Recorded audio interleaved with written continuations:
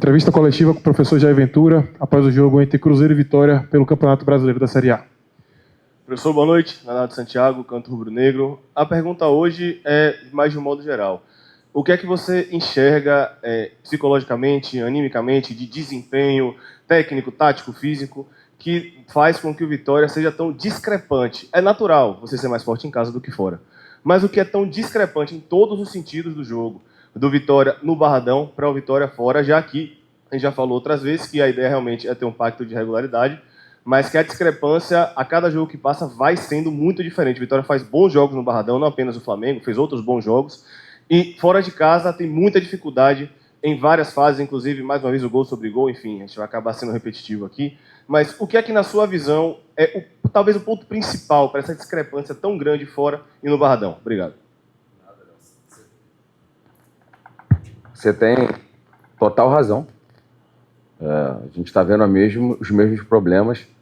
A gente volta a repetir. A nossa primeira vitória o ano passado foi depois da 29ª rodada fora de casa.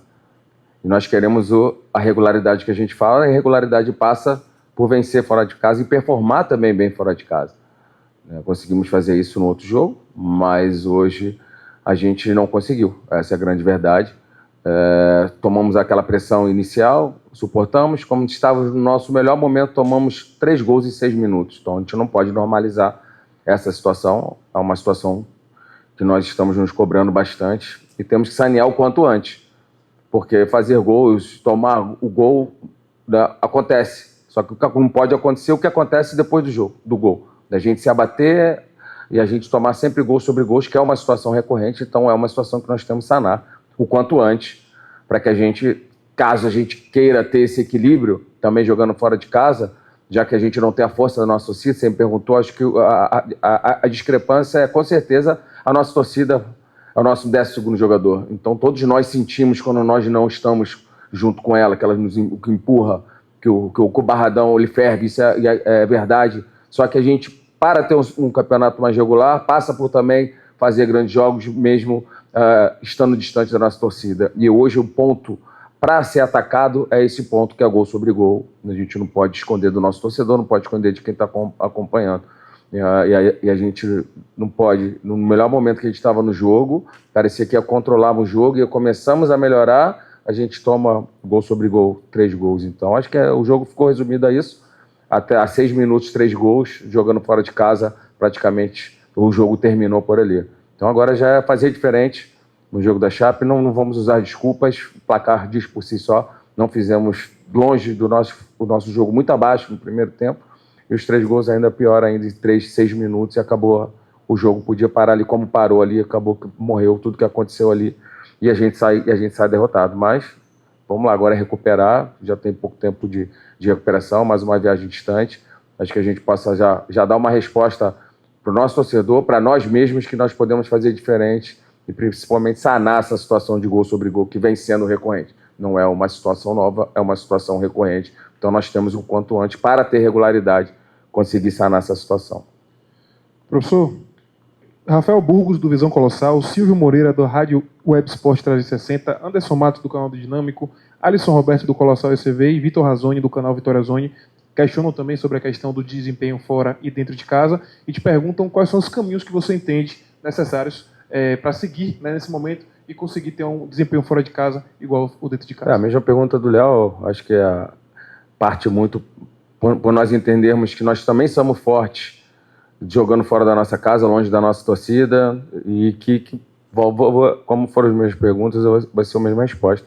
Volto a dizer que nós temos que ter regularidade, e o mais importante nesse momento é nós sanarmos essa situação de sofrer gol sobre gol. Acho que é o nosso calcanhar de Aquiles hoje, é uma situação que nos incomoda, né, que a gente tem que trabalhar o mental, o emocional, para que a gente possa, não é normalizar o gol, mas sim a gente saber conviver com o momento que você vai tomar o gol, e a gente não pode sair do jogo, porque caso a gente saia do jogo, foi como hoje, em 6 minutos tomamos 3 gols e acabou que definiu a partida.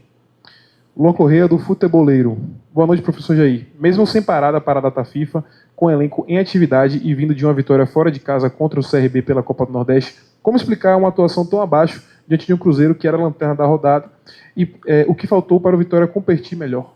Difícil, um primeiro tempo muito abaixo. Eu acho que Acho que o gol sobre gol, acho que 6 minutos, você soma 3 gols emocionalmente, psicologicamente, né, o time se abateu e praticamente o jogo definiu ali nesses 6 minutos. Ítalo Oliveira, do Arena Rubro-Negra. Jair, você mudou a formação do Vitória para o 4-2-3-1 após o Bavi pelo Campeonato Brasileiro. Desde então, o time sofreu 7 gols em 4 partidas. Hoje, diante de um adversário que ocupa bem o centro do campo e trabalha com muitos jogadores entre linhas, por que não optar pela utilização de 3 volantes? Podemos reavaliar os 3 volantes, os 3 zagueiros, já que o Denilson também vem muito bem. Vamos reavaliar com certeza.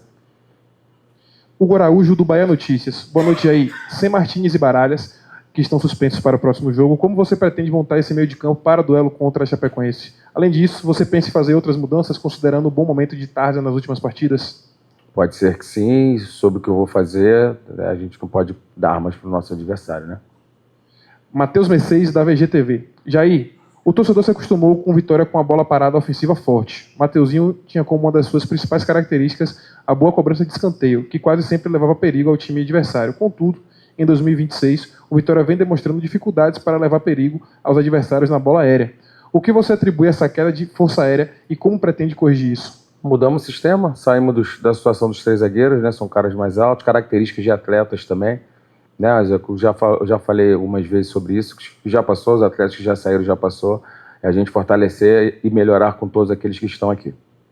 Paulo Sketter, do Foco no Esporte. Jair, quando o Vitória sai atrás no placar, principalmente quando joga fora de casa, a sensação é de que o jogo acaba ali e não vai ser possível reverter a situação. O quanto é importante estancar essa sangria e sair atrás do placar para que aí sim a estratégia de jogar em transição do Vitória tenha efeito? Verdade, foi o que eu falei antes. Parece que ele estava escutando, já respondi sobre isso. Esse é o grande dificultador nosso nesse momento, da gente tomar o gol e não se abater tanto, né? Já que a gente toma o gol, já toma gol sobre gol, mesmo quando não toma, a gente tem sentido bastante o impacto emocional e psicológico desses gols jogando fora de casa. E isso tem que ser saneado, quanto ele falou, quanto antes, senão eu vou estar vindo sempre aqui falando as mesmas coisas. Nós temos que fazer coisas diferentes para que eu possa vir aqui falar outras situações, né? Professor, uma dúvida rápida sobre o campo. A gente falou, inclusive, lá no Repelé, que Vitória mereceu vencer, foi eficiente, concordo que produziu muito. E eu comentei que a gente acabou sofrendo muito, você falou até das finalizações de média distância. E a gente também comentou que, obviamente, é a característica de Baralhas e Martins de saltar um pouco mais, mas hoje a gente acabou sofrendo mais uma vez com essa questão. E no final do primeiro tempo, talvez para estancar um pouco a amplitude, você já traz Eric para a primeira linha para tentar fechar um pouco mais. Essa ideia de Eric era uma ideia já do começo do jogo, foi por conta da situação. E sobre essa situação do sistema do 4-4-2, que eu não demonizo o sistema, acho que é tudo a forma que é feito, mas se você também entende que esse ajuste da entrada da área precisa ocorrer, já que contra o CRB a gente também acabou passando por isso. Com certeza, quando você abre mão de um cara na primeira ou na segunda linha para ter mais um cara na frente com 9, a gente tem menos um cara para defender. Então você acaba sofrendo mais. É o cobertor curto. Se a gente quer ser mais ofensivo, a gente vai acabar fazendo isso. Se nós quisermos ter mais equilíbrio e marcar o corredor central, a gente tem que mostrar o sistema. Mas eu concordo com você, eu acho que é sobre atitude, não é sobre sistema. Acho que sistemas são números, mas a ideia, o modelo de jogo, o que a gente tem que fazer, a gente já sabe. Os atletas, eu já estou aqui mais de 6 meses, eles sabem, vem chegando atletas novos, o René fez sua estreia, é verdade, mas a grande maioria já sabe o que tem que ser feito. E eu acho que hoje o grande senão, acho que de todas as perguntas, e a sua também, é sobre a situação de tomar gols e como a gente reagir sobre o gol. Eu acho que esse é o grande segredo, nós temos que sanar o quanto isso quanto antes, temos que criar alternativas internas, seja mudando peças, mudando característica, mudando sistema, mas isso não pode permanecer, se caso permanecer, a gente vai ficar igual ao ano passado, refém de vencer em casa, e quando as coisas não acontecem em casa, a gente tem que buscar fora, né? Tivemos bastante dificuldade, né? Volto a repetir, a nossa primeira vitória foi na 29ª rodada, então a gente está aí na 9ª, mas nós temos 8 jogos, né? Temos um jogo a menos, então acho que perder e ganhar, a gente quer sempre ganhar é do jogo, mas com os mesmos erros, principalmente nessa situação de gol sobre gol, a gente tem que corrigir isso já para ontem. Foi uma situação do jogo, porque o Arthur, né, era a estreia dele, então os meninos, nós tivemos muita dificuldade, os meninos que eu falo que trabalham, que fazem a montagem do adversário, e ele fez um 2-2-6. Ele fez um 2-2-6, então pesando a nossa última linha, então por isso a situação da gente recuar o Eric, porque é muito difícil você, com a linha de 4, marcar 6. Os caras começaram a pesar muito a nossa linha, a gente sofreu, mas tivemos ajustes, mas mesmo assim com os ajustes eles conseguem 2 gols fora da área, e o segundo ainda bate e cobre igual foi o outro jogo, né? Então um pouco de falta de sorte nesse lance, mas o Cruzeiro com certeza foi merecedor da vitória, teve muito mais volume, fez os gols sobre gols ali, né? E a gente sai com essa lição de ter que mudar o quanto antes a situação de gol sofrido, como a gente reage. Não é sobre não tomar gols, né? Nenhuma equipe vai ficar o brasileiro todo sem tomar gol, mas o que a gente faz do gol sobre gol. Fechou? Fechou? Coletiva com o professor Jair Ventura encerrado. Boa viagem.